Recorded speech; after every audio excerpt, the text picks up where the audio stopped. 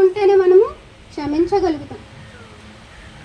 క్షమాపణ మనం పొందాలన్నా చెప్పాలన్నా అందులో ఇతరుల మీద ప్రేమ ఉండాలి.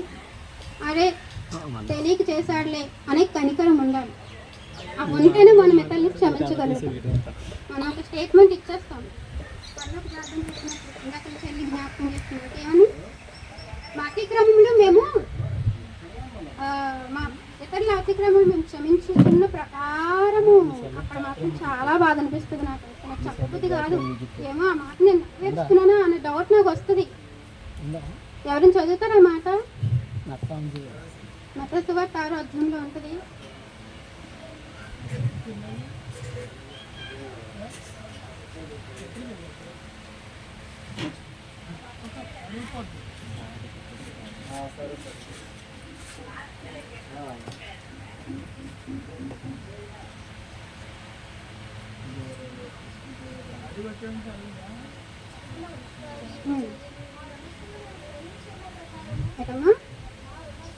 మా రుణస్తులను ఎవరైతే మాకు రుణపడి ఉన్నారో, ఎవరైతే రుణం అంటే యాక్చువల్లీ చెప్పాలంటే అప్పు ఇచ్చిన వాళ్ళు, మనం అప్పు ఇచ్చిన వాళ్ళు లేకపోతే మనకు అప్పు ఇచ్చిన వాళ్ళు. ఇది ఇంకొక మూల భాషలోకి వెళ్తే పాపం. మన రోమన్ క్యాథలిక్ దాంట్లో ఉంటుంది. అలా వాళ్ళు అలాగే చెప్తారు. ఇతరుల పాపం క్షమిస్తున్న ప్రకారము అక్కడ క్లారిటీగా ఉంటుంది. అంటే బైబిల్లో అలా రాయబడి ఉన్నారు అని. దాని మూల భాషలో పాపం ఉందన్నమాట. ఇతరులు చేసే తప్పిదాలు మేము క్షమిస్తున్న ప్రకారము, మా తప్పిదాలు క్షమిస్తున్న ప్రకారం అంటే స్టేట్మెంట్ ఇచ్చేస్తున్నాం. మనం నిజంగానే క్షమించేస్తున్నామా? ధైర్యం ఉండాలి ఆ మాట అనాలి. ఆ మాట అనాలి. నేను ఇంతకు ముందు కూడా చెప్పాను. ఈ పరలోక ప్రార్థన విషయంలో మనం వివరించాను మొత్తం ఒకటి. అది మనం చెప్తున్నాము ప్రతిరోజు, ప్రతిసారి మనం చెప్తున్నాము అంటే అందులో ప్రతిదీ మన జీవిత వైఖరిలో అదొక భాగం అయిపోవాలి. దానిని చేస్తేనే కానీ మనం చెప్పకూడదు. చేయకుండా చెప్తే ఏమవుతామట? నేరస్తుల సంఖ్యకి వెళ్ళిపోతాం కదా. కాబట్టి ప్రియమైన దేవుని వాళ్ళరా ప్రభు చూపించారు. అలాంటి సమయంలో క్షమాపణ ఏంటండి బాబు? అసలు వాళ్ళు ఏం చేస్తున్నారో వారికి తెలియదు.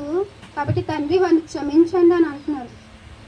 మనం కూడా ఇతరులు మన విషయంలో ఏదో చేసినా, ఏదో అన్నా ఒక కోపంతో అనేసారేమో, లేకపోతే తెలియక అనేసారేమో, అయ్యా వీళ్ళు క్షమించవా అని అంటే మనవి కూడా క్షమింపబడతాయి. ముందు జ్ఞాపకం చేసుకోవాలి. ఇప్పుడు మనం అనేక అతిక్రమాలు చేసి ఉంటాం. ఉండకుండా ఉండం కదా. అందరి మీద ఏదో చిన్న పొరపాటు చేసి ఉంటాం. అది క్షమింపబడాలి అంటే ఇతరులను క్షమించాలని ప్రభుల వారు అక్కడ మనకు నేర్పిస్తున్నారు. అది ఈ విషయం చాలా చక్కగా చెప్పింది. కాబట్టి మేము క్షమించిన ప్రకారము అని అనే ముందు నేను క్షమించాలి ఫస్ట్. అలా క్షమిస్తే కానీ అసలు కోపం ఉంటేనే కదండి ఇలాంటివన్నీ వస్తాయి. కోపమే లేకపోతే ఆయనకి దున్నేశారు, ఎన్ని దెబ్బలు కొట్టారు, ఎంత అవమానించారు, ఆయన కోపం రావాలి కదా.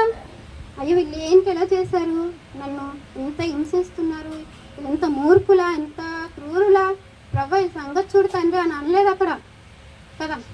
అనకుండా వీళ్ళు ఏం చేస్తున్నారో తెలియదు. ఏం చేస్తున్నారో ఎందుకు తెలియదు అంటే లేఖనాలు వాళ్ళు గుర్తులేవు.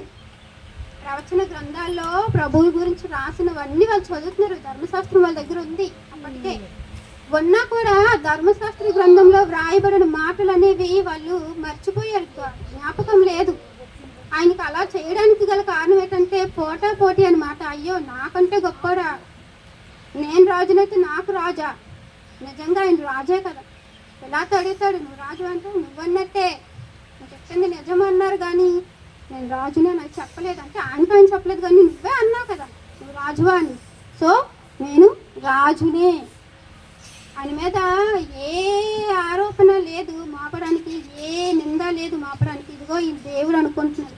అప్పట్లో దేవుడికి స్థానం దేవుడికే, ఇంకెవరికి ఇచ్చినా సరే ఒప్పుకో. దేవుడు అని చెప్పుకోకుండా ఇంకేం చెప్పుకుంటాడు? అవునా కదా? ఆయన నిజమే చెప్తున్నారు కానీ అది నచ్చలేదు వాళ్ళకి.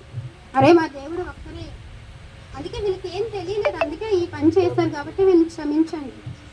నేను ఒకప్పుడు వస్తానే నువ్వు గ్రంథపు చుట్టలో రాసి ఉంచావే, అది వీళ్ళకి జ్ఞాపకం లేదు, అందుకే వీళ్ళు ఇలా చేశారు ప్రభు, వీళ్ళని క్షమించండి.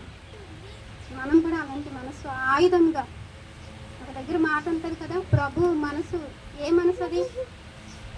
దేన మనసు. దేన మనస్సును ఆయుధమును మీరును ధరించుకోండి అని అన్నారు. దేన మనస్సును ఆయుధమును మీరును ధరించుకొని అన్నారు. బాబు అమ్మ చిన్నపిల్లలు కదా, మన టెస్టమెంట్ అవుతుంది.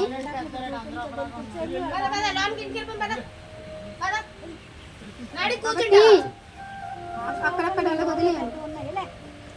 కాబట్టి ఏం చేయాలట, మనము ప్రభు యొక్క దేన మనసు అనేది ఉంది కదా, అది మనము ఆయుధంగా చేసుకుంటే ఇతరులు మనం క్షమించే వారిగా ఉంటాం. నెక్స్ట్ సుగుణమ్మ గారు చెప్తాను అని వదిలేసిన మాట,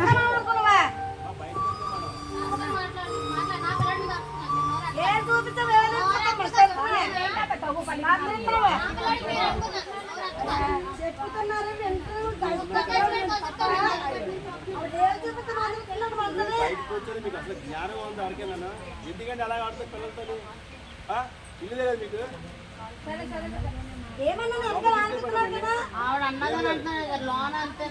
మాట్లాడితే ఎవరు మాట్లాడండి.